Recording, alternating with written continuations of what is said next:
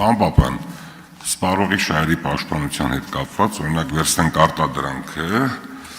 որը որ պայմանավորում են համապատասխան իրացնող կառույցի հետ եւ այլընտրանք չի լինում։ Այդ կարգի արատավոր երևույթը դեռ մինչև այսօր այս 30 տարվա մեջ շատ դեպքերում պահպանվում է։ Շատ կազմակերպություններ վաճառում են մի ապրանք արտադրողի հետ պայմանավորված երկրորդ, երրորդը չլինելով։ Այդ դեպքում սպառողը չի կարողանում ընտրություն կատարի։ Խնդրում եմ ձեր կարծիքը այս մասին հայտնեք։ Պարոն Սուքեսյան, կարելի է մեկ կոմպլեկտավորման մասին է խոսքը, թե Օրինակ ապրանքը, որը որ արտադրողը պայմանավորում է համապատասխան վերցնենք կազմակերպության հետ, որը իրացնող է, նկատում ռեստորան է կամ չգիտեմ սրճարան է, ինչ-որ մի կառույց է կամ իրացնող է։ հասկացա ինչ մասն է խոսքը։ Եվ նա այլ ապրանք չի վաճառում, միայն այդ ապրանքն է, որտեղ այլ ընտրանք չի լինում։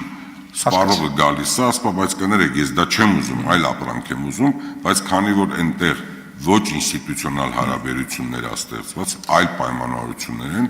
որոնք որ ես համարում եմ միջև անգամ քրեական մակարդակի, խնդրում եմ ինձ ասել, դա ինչով է պաշտպանված, ունենք այդ պաշտպանվածությունը, թե չունենք։ Հասկացա խնդիրը, շնորհակալ եմ։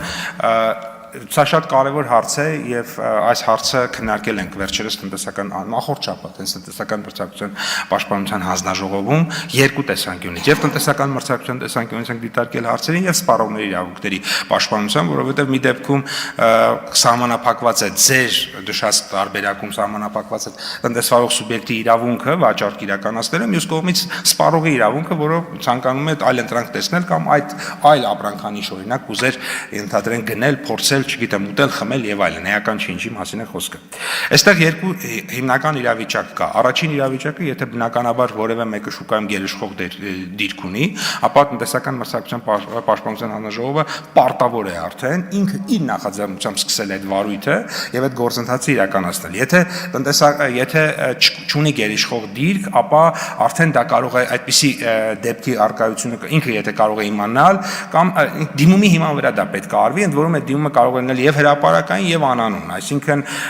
կարող է պարտադիր չի որ կազմակերպությունը ինքը իր անունով դիմի դա, կարող է այո անանուն դիմել, բայց պետք է դիմում լինի տնտեսական մրցակցության պաշտպանության հանձնաժողով։ Նայեք, ես նախ առաջինը մենք պետք է դպրոցից սկսենք, որ մեր բնակչությունը, մեր քաղաքացիները գիտակցեն, որ պետք է առաջինը ընտրեն հայկականը։ Հայկականի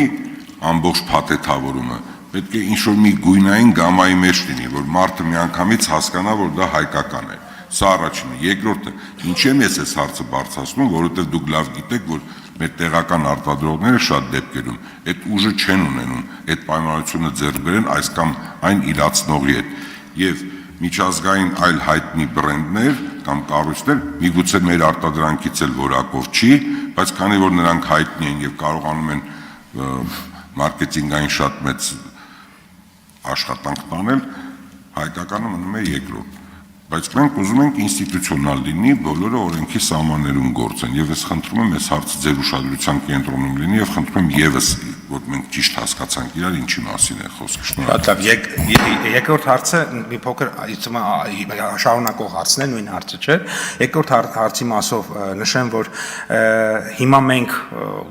ըստ էության էկոնոմիկայի նախարարությունը իր հանձնառությամբ առաջարկ է արել կառավարությունից եւ այդպիսի հանձնառություն ենք մենք ստացել, այսպես ասած Made in Armenia բրենդը մենք ձևավորենք, որպեսզի մեր բոլոր եւ պետական կառույցները կլինի դա մշակութային միջոցառում, տուրիստական միջոցառում լինի, առողջապահություն լինի, բիզնեսը լինի եւ այլն, բոլորս մի բրենդի տակ հանդես գանք, այսինքն այսօր մենք տուրիզմը գնում է մի հատ բրենդով հանդես գալիս, հետո առողջապահական միջոցառում ենք տեսնում, մեկ այլ բրենդ տակ, այսինքն բրենդավորումը տարբեր է եւ Made in Armenia-ի մեկ միասնական բրենդ է մեզ իմ կարծիքով պետք եւ դրա շուրջ ենք աշխատում եւ բնականաբար դրանից արդեն բխող քաղաքականություններ եւս իրականացրել եւ իրականացնում ենք, օրինակ հիմա մենք մեր արտադրողները արտասահմանյան շուկաներում բազմաթիվ էքսպոների են մասնակցում, որի ֆինանսավորումը ամբողջությամբ կառավարությունը իր վրա է վերցնում եւ մենք խրախուսում ենք, այսպես ասած, մեկ միասնական տաղավարով Made in Armenia բրենդի տակ հանդես գալը, ինչը կարծում եմ դրա մասերից է, մյուսը ենթադրում եմ տեղական արտադրողներին որոշակի պաշտպանության մեխանիզմների մասին է խոսքը գնում, առանձին դեպքերում ունենք, բայց պետք է նաև հասկանանք, որ դա միջազգային պրակտիկայում սովորաբար ոչ այդքան ընդունելի կամ ընդունված մեխանիզմ է եւ պետք է նաև զգուշություն ցուցաբերենք, որտեղ մենք առևտրի համաշխարհային կազմակերպության անդամ ենք։